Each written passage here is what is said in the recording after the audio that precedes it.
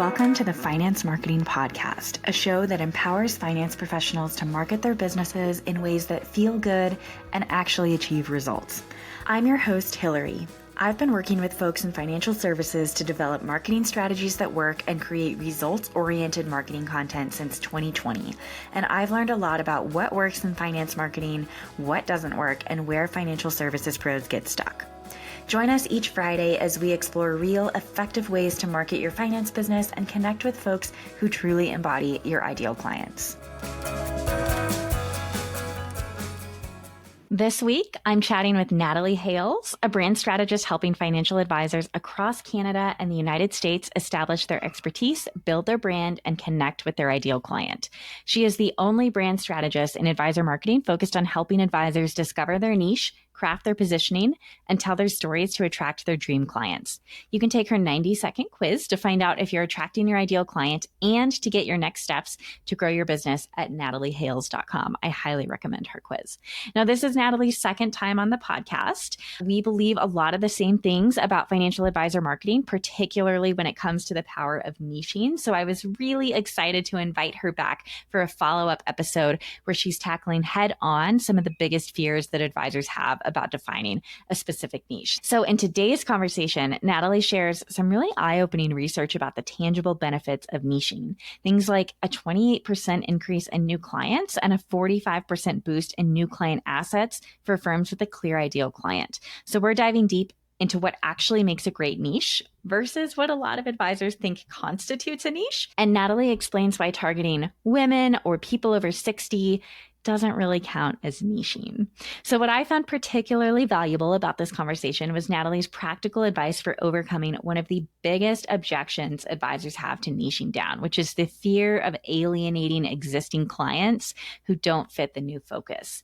She shares a simple but brilliant communication strategy that allows advisors to transition their marketing while maintaining strong relationships with their existing client base. So whether you're a brand new advisor wondering if you should niche from the start, or you're experienced, but you've been considering focusing your practice, but you just haven't taken the leap yet, this conversation will give you the confidence and concrete steps to move forward. So without further ado, let's dive in.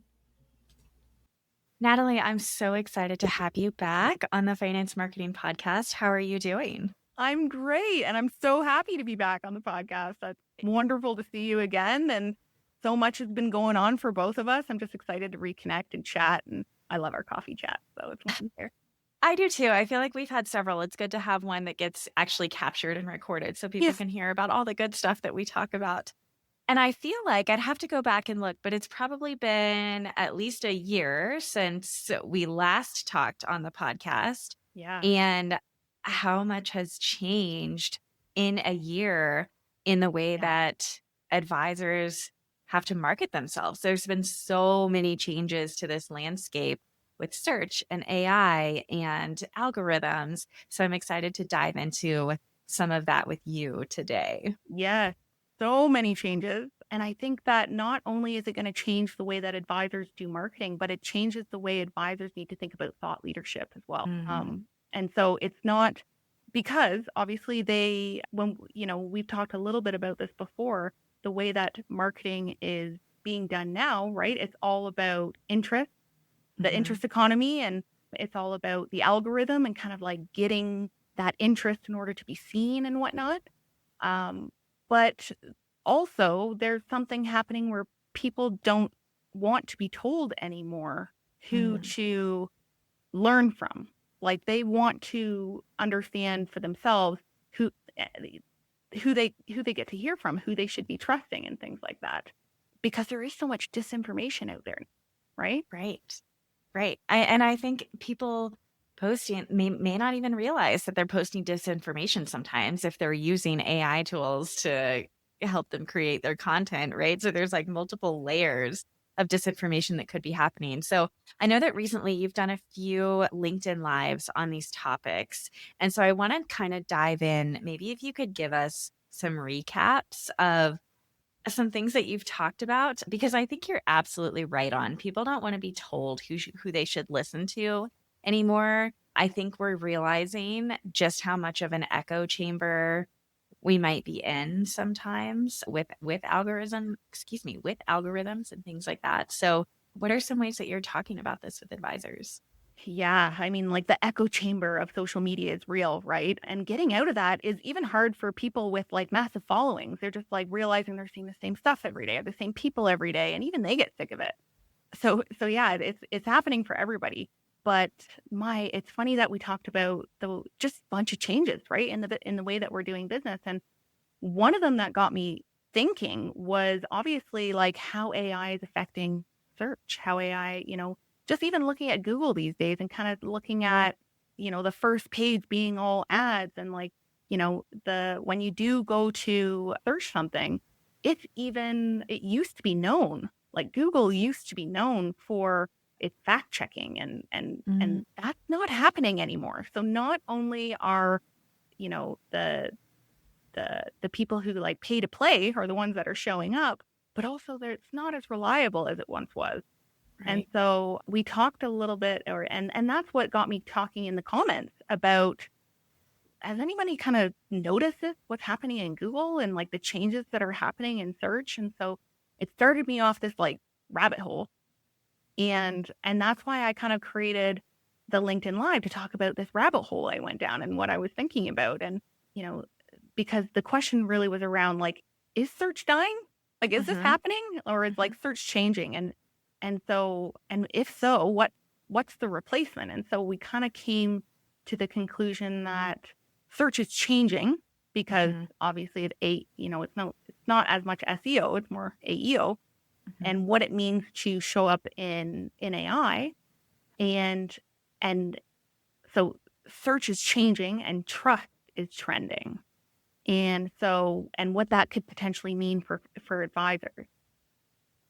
And I think, one thing that you had said earlier before we hit record was this trust is trending thing. That's really good for advisors because every relationship that they form with clients is already built on trust. And so bringing that into the way that you develop thought leadership and that you market yourself, it's actually not that big of a leap. It's just No, a little bit of a change or a tweak, if you will. right. I mean, like so many advisors had to learn how to market, right? Mm-hmm. And now we're kind of going back to something that's more innate to them. Feels a little bit more natural, right? These trust these places where you can have trust, and a lot of that is in like you're still going to use social media for visibility, of course, and whatnot. But what is changing is like they used to build trust on their website, Mm-hmm. in their blogs and things like that, and that's mostly being used now for conversion. Right. And so where trust is being built is in these spaces where people can rely on hearing from that person's voice Mm-hmm. or hearing from that person's words. And so a lot of that isn't just on their website anymore. It is in private communities. It is in things like Mighty Network or Discord conversations or podcasts, right? Like just places where people can realize this is a real person who does know his stuff Mm-hmm. and that I can get closer to him because that's still what they want to do, or him or her.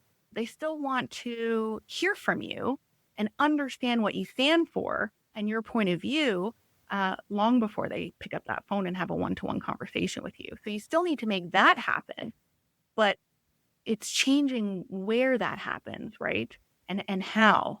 Right. Um, and so yeah, it was a really interesting conversation, just kind of surfacing this problem and talking about some of the behavioral shifts that are happening, and that luckily for advisors, I think it's going to be a natural one. I think it's something where that they feel good about building spaces where they can kind of showcase their thought leadership while still building trust because Mm-hmm.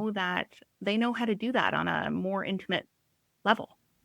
Right. Well, I love that some of these suggestions that you've made, Discord servers, right? Or I think you had mentioned like even a Slack channel could Mhm. be like a way to have a little bit of a private community. Even the email list is one, right? It's a place where people say, yes, I do want to hear from you regularly. And I know I can expect to hear from you regularly. And it's not at the mercy of the algorithm, whether or not I'm going to see your stuff or Mhm. not. Of course, you And have to be careful of compliance and what where they'll kind of let you show up and whatnot. So I don't want to I don't want to discount that, but there are a bunch of options. And I mean, it depends on your compliance and what, the what you have to follow, but there are Right. options, right? Right, right. Well, and I think what each of these things do is it gets you a little bit closer to the person who's building authority, right? Mhm. 5 years ago, maybe it was enough to post a blog and to maybe even have a little blog readership. People loved your blog. But now they want to be able to interact with you, right? And I think it is that kind of human connection that people are craving, whether that's, oh, I'm going to reply to an email, or I'm in a Slack channel with you, or on a Discord server, or whatever it might be. That access there is a lot closer than Yeah. it used to be. And I think that's something I think there's something there. Oh, for sure. Yeah. Because, I mean, we used to just kind of trust that people knew their stuff by showcasing their expertise. Mhm. And it was more topical, right? It was more like, I'm talking about these topics because I can help you with these topics.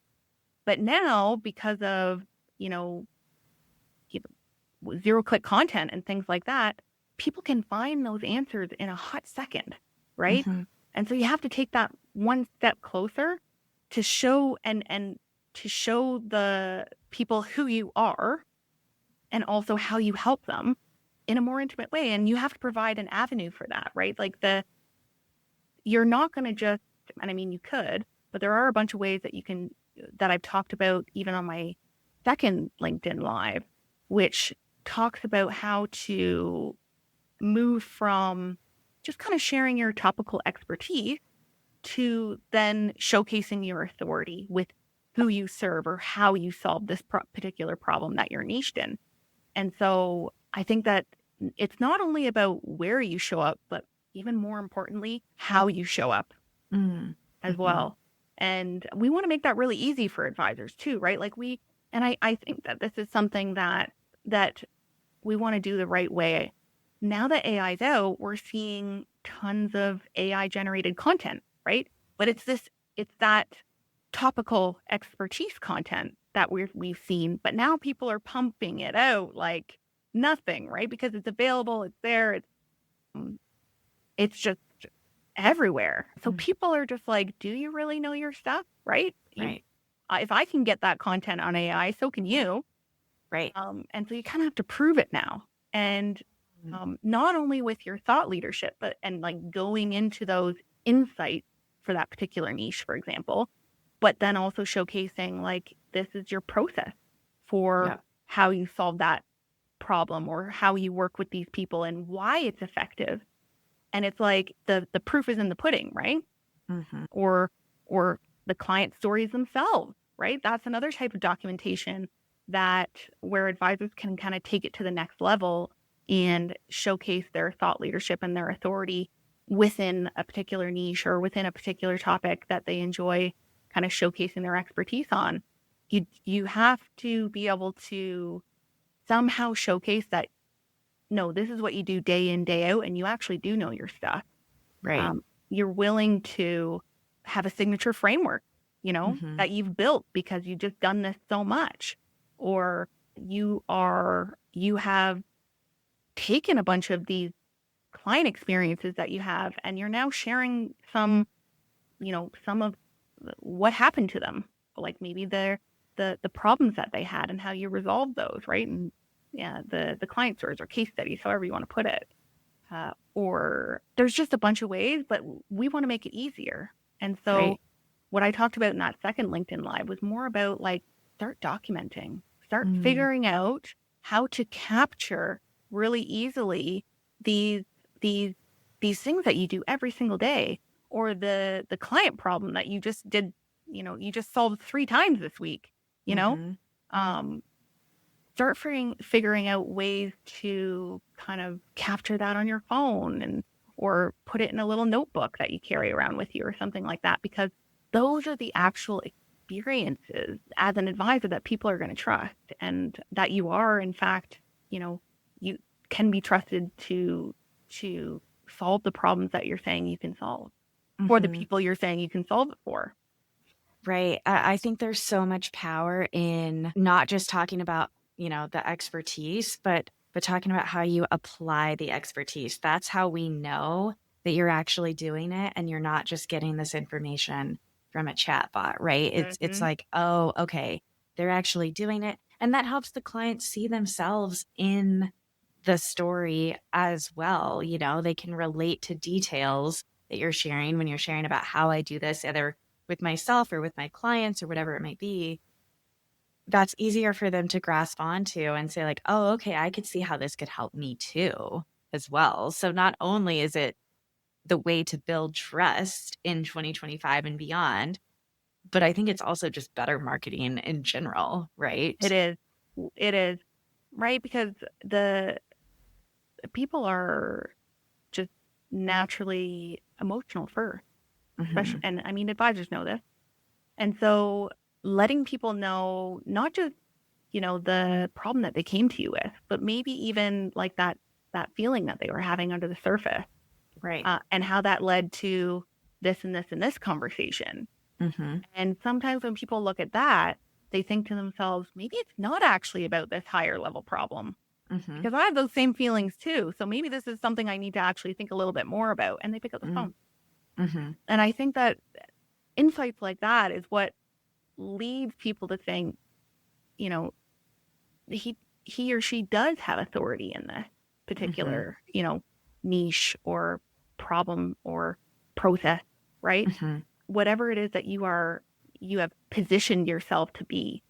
So 100%, I think that this is just natural to the way that people prefer to be marketed to, but Mhm. it isn't easy either, right? It Mm. does take that. There are ways that you can make it easier, right? The talked a little bit on those lives about, not just kind of spitting out a content calendar and a bunch of different topical things. You do have to kind of input some of those scenarios that you've captured with your documentation Mhm. to then help you say, just rewrite, right? Mhm. Turn this into a story that has a before, a change, and after, and make sure it walks away with a lesson that is, mirrors the audience's concern. Mhm. Um, and so, but if you have the ability to sort of capture those really quick insights or your processes or your client experiences and then feed it into something that can make it a little bit easier for you, like you have a chat GPT prompt that helps you build stories. You have a chat GPT prompt that helps you stay formatted within the specific format for whatever social media platform Mhm. you're on, right? Those are how you use AI as the tool, but you Right. still have to feed it the right information. And Right. so that's the part we want to make easy for advisors. But that's where they need to now focus their attention, not on just, coming up with topics or Mhm. and mixing in different ways to talk about this topic. Like, is it a listicle? Is it this? Is it that? Right? Like, no, people don't want to see like the 5 different ways you can talk about something anymore. Right. Yeah, Right. they want Right. to see your experiences. And I think that that is such a good way to use an AI tool is don't let the AI tool come up with the ideas for you or come up with the content for you. You have to bring the ideas to the AI tool and tell it what the goals are for the Yes. piece of content that you want to create. And then you can use it to help you make sure that, okay, I am telling a good story, right? This client experience that feels, maybe I can't see the thread through it right now, right away. Yes. AI might be able to help me pick out what that thread is and tell the story in a really focused way, but it didn't come up with that story for you, right? No, You came with the idea you came because with the idea. Yes. you're the only person that knows what those experiences are. That's about the trust building and the authority building. Yes. That's where it comes in. That's where your thoughts start to become valuable. Mhm. So when you hear people talk about, oh, it's just the algorithm is filled with noise, Mhm. it's noise is like that all of that content that doesn't have those like personal touch into it, right? You can Mhm. tell that this idea didn't start from an experience that they had or an experience their client had or something that they do day in and day out for their job. You're 100% right. The best place to start is with the idea that you give it Mhm. and using maybe the prompt like to continue to develop it or several prompts even, right? Like Mhm.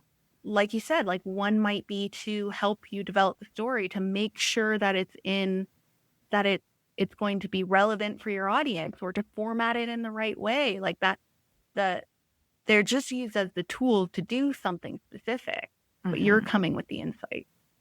Absolutely. Well, and I think that one thing, Natalie, that maybe you and I take for granted, and we probably need to actually say out loud, is all of this type of trust building, this type of community building, this is exponentially easier when you have a niche, right? I almost think it's a given that you Yeah, kind of need to have a niche and a community of people that you want to build, that they can see themselves in and they want to buy into, in yeah. order for this to really have a powerful impact for you.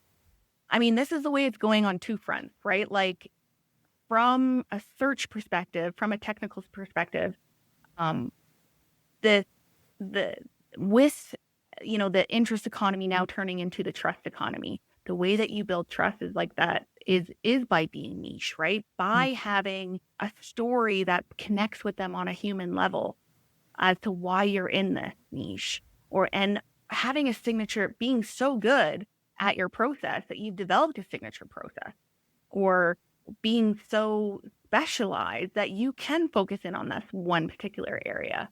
That's what people do trust now. mhm, And so when people are searching, for example, like especially with AEO instead of SEO, people are saying, find me a financial advisor in Boise.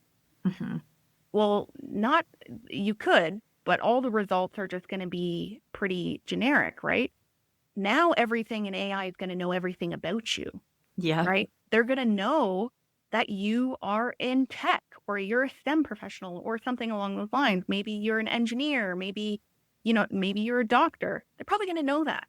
So Mhm, the results that they're going to feed back to you are going to be like, I found 3 financial advisors in your area that specialize in doctors or specialize in lawyers, mhm, and one has a focus here, one has a focus here, and one has a focus here. mhm, Um, and then makes a recommendation based on that. Like mhm, that's where search is going, right? That level of specificity, because it knows you so well. So from a technical standpoint, a search standpoint, you need to be ahead of the game. But you're 100% right. Humans also, the way that we naturally think about trust is mhm, through connection.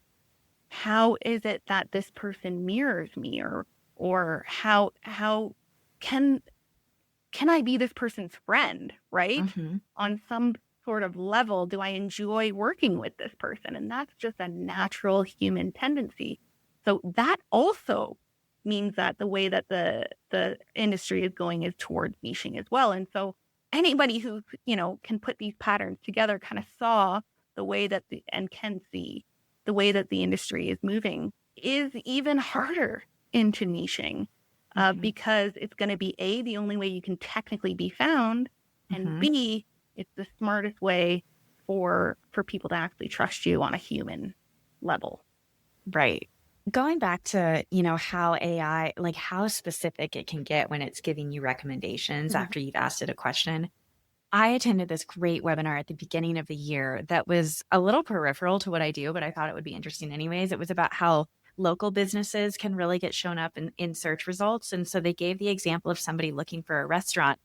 You could type into Gemini or ChatGPT, I want to find a restaurant in Boise, Idaho with a that has a dog friendly patio and I'm really craving hot dogs. So like, can you find me a restaurant that does all of those things? Yeah.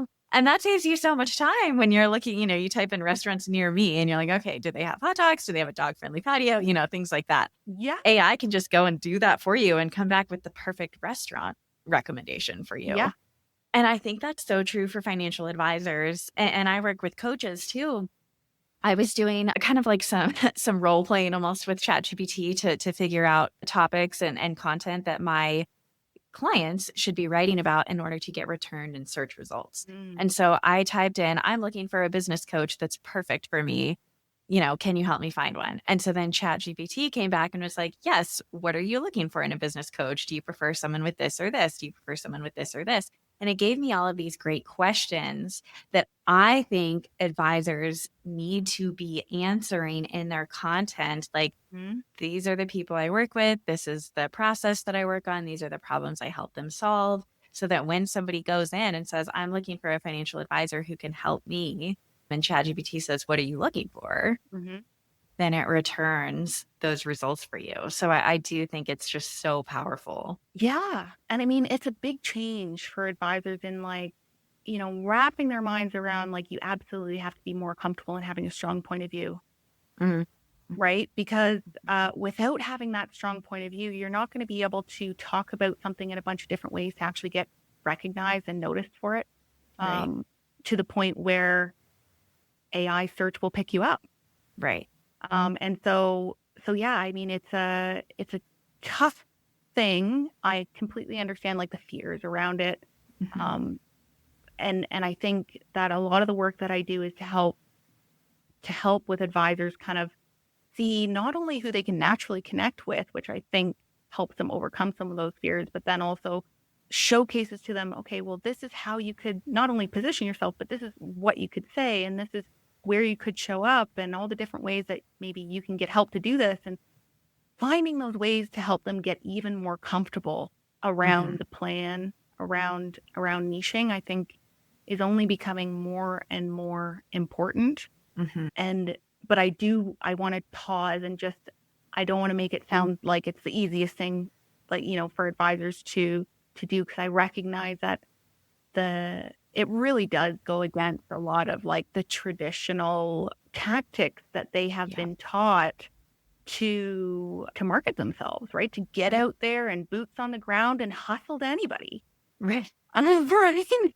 So, and I mean, there's there's value in working with a variety of people initially, Hmm. finding, who you really genuinely enjoy to work with and that who you naturally connect with. But there's also value in finding, coming out and doing the work to understand your story and how Right. you can use something like your story to get to work with people who you really genuinely already connect with. Right. And so that's usually, after a few years in the business, they're Yeah. comfortable enough to kind of take that next step and start to iterate their way towards that. Right. So it's probably not going to be like an overnight thing, but it's definitely something that they should start, Hmm. moving their way toward getting even more comfortable around showcasing their thought leadership, showcasing their authority, showcasing, you know, who they're for and why, Hmm. having a strong opinion. Well, I just want to circle back to something you said. It takes work to understand and figure out what your story is. That doesn't happen overnight. And I think we can hear that and say, like, but I already know all of my stories, right? But I have just spoken with two advisors who have these super compelling stories that even they are like, how could I have not put this together before? Mm-hmm. And they've both been in the business for several years. Mm-hmm. And so I do think, so I can give those examples really quickly just to Yeah. lend some context. One, you and I had just talked about, who I just had on the podcast by the time this airs a few months ago. And his niche is with first responders. And it took him several years to realize why working with first responders would bring him so much purpose and the experiences that he had had with family members and his financial planning expertise and things like that. It makes so much sense why he's Mm-hmm. perfectly positioned to work with first responders, but he didn't come to that realization until several years of being an advisor. Mm-hmm. Another one that I'm working with right now on rewriting some of her assets, like her website and her LinkedIn bio. She is an advisor for Edward Jones.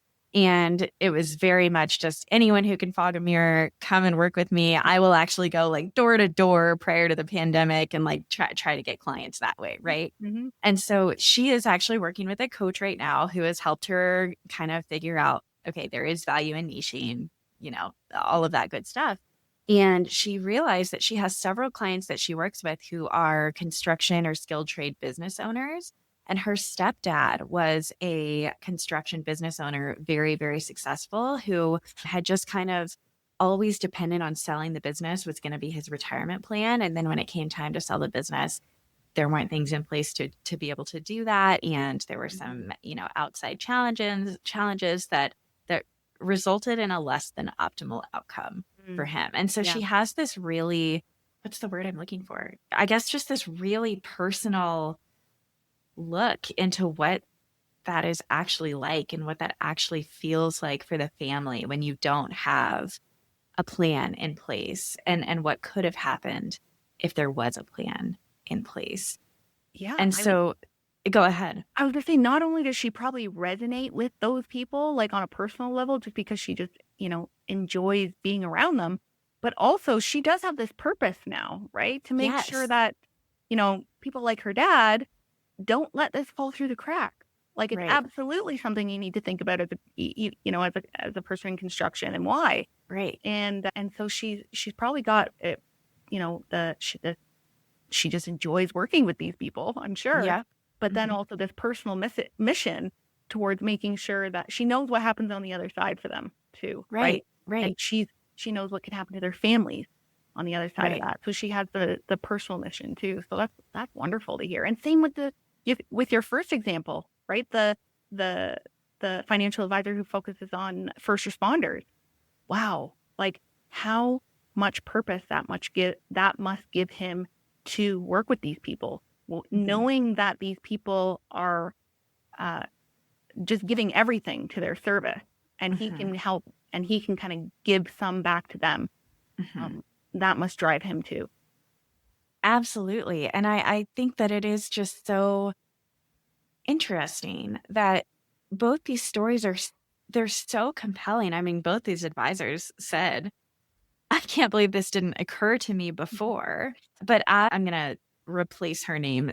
I'll say Sally. As Sally was telling me about this experience with her dad, I mean, I had chills. She, was visibly emotional about it. And she Yeah. was telling me, I've shared this story in community seminars that I've given before. And I said, wow, I can just imagine what kind of powerful was happening in that room when you've shared these stories. And she said, yeah, it's been very well received. People really connect with it. And so now that she's infusing it into her full brand and the way that she shows Oh, up to good. work with people, I can only imagine how magnetic she is going to be to the You people can she wants to work with. feel that, right? Like that's the Mhm. thing. When you're documenting and kind of sharing these stories, they absolutely have to be true because people can feel, when something is close to your heart like that.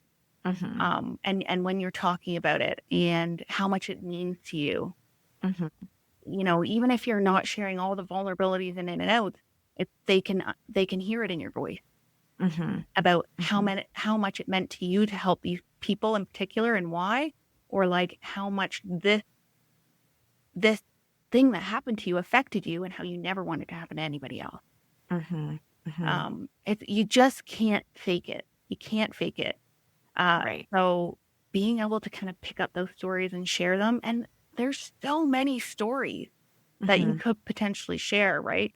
But coming up with the those core stories about, who you work with and why you work with them or how to qualify, and it also helps with qualifying, right? Right. Some of the people coming through your door, um, your process and why you work the way that you do. And there are a few core key stories that you need to think about, but they all usually come from looking back in hindsight and seeing something either incredibly challenging that then Mhm. became like maybe incredibly rewarding in some way Mhm. that you've managed to kind of turn around or that you want to turn around, right? Like maybe you're just at a point in your story where you're like, this thing happened to me and I would love to flip it.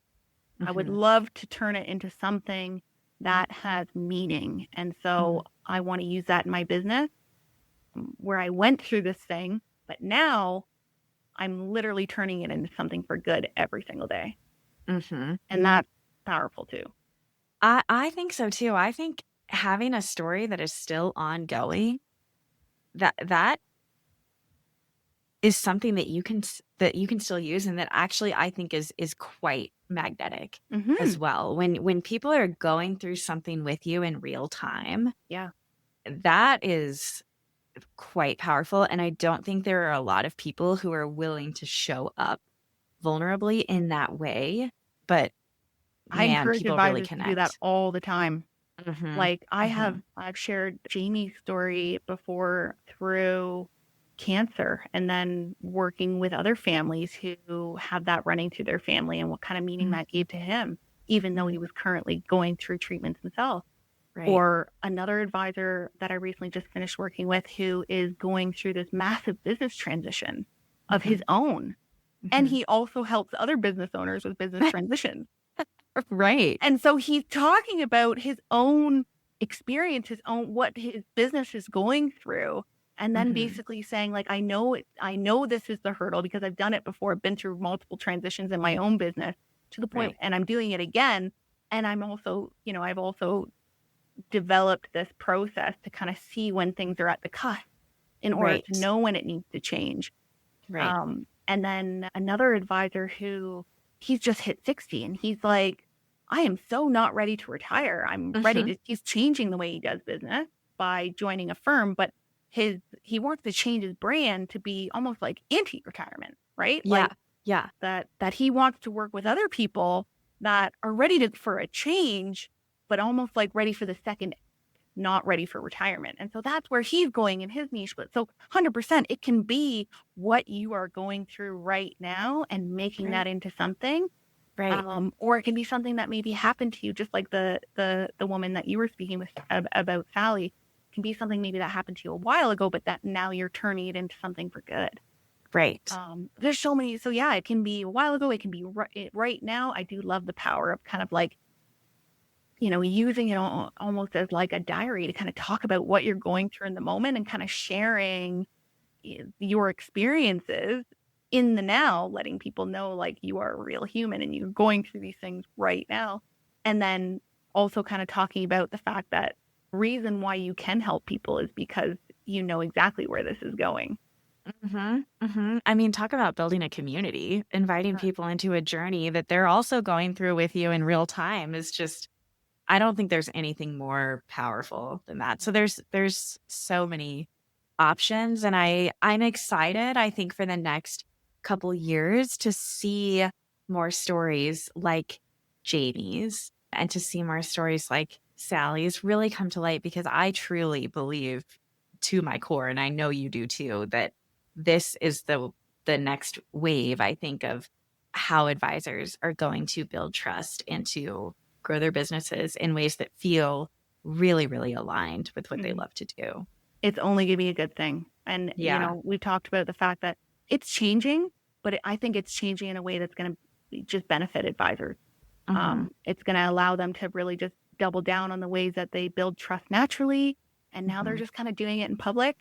And that there's so many tools out there that they can use to help them do that, as long as they are feeding them their own insights, their own processes, Hmm. their own documentation, like we're talking about, in order to make it real.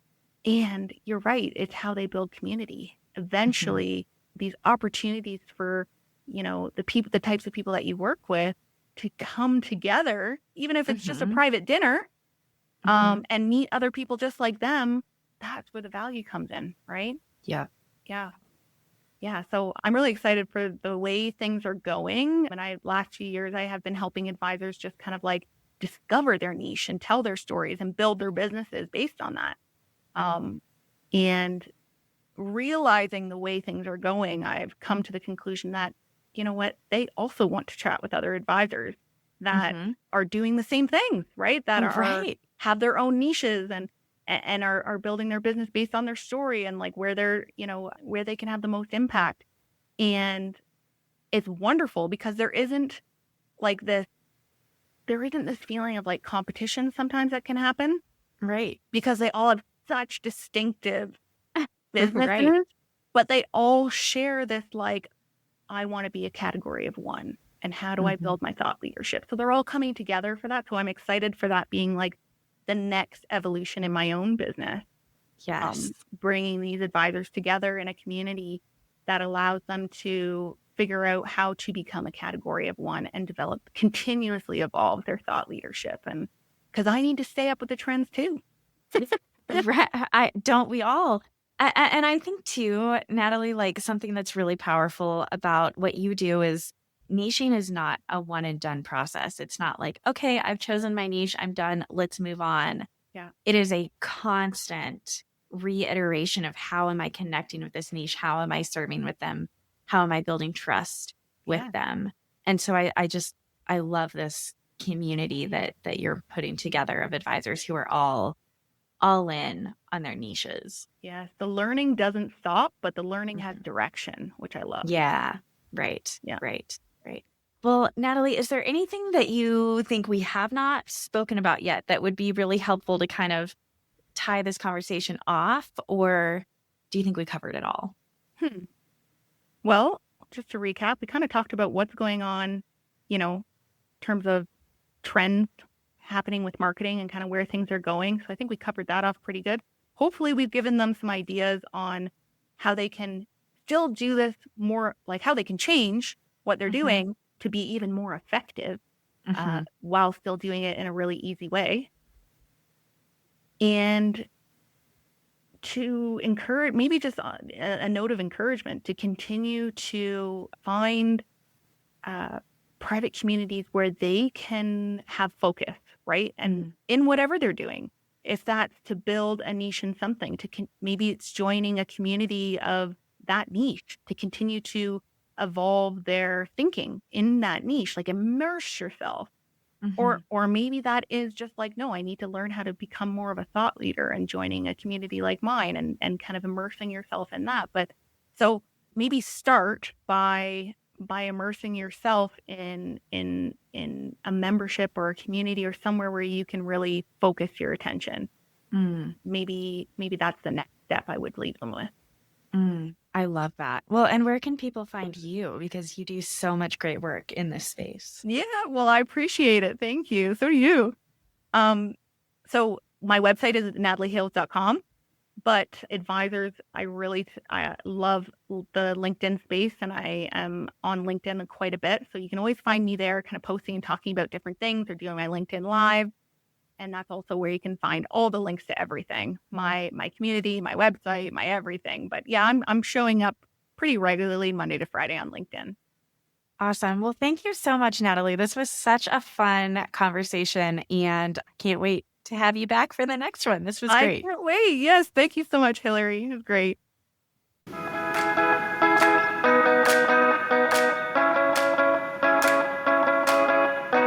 Thank you so much for joining us on this episode of the Finance Marketing Podcast. If you're eager to market your business in a way that feels good and actually gets results, sign up for the Finance Marketing Podcast newsletter in the show notes so you never miss another episode. If you liked what you heard today, please be sure to subscribe to the show on your favorite listening app and leave a review on Apple Podcasts. We'll see you back here next Friday.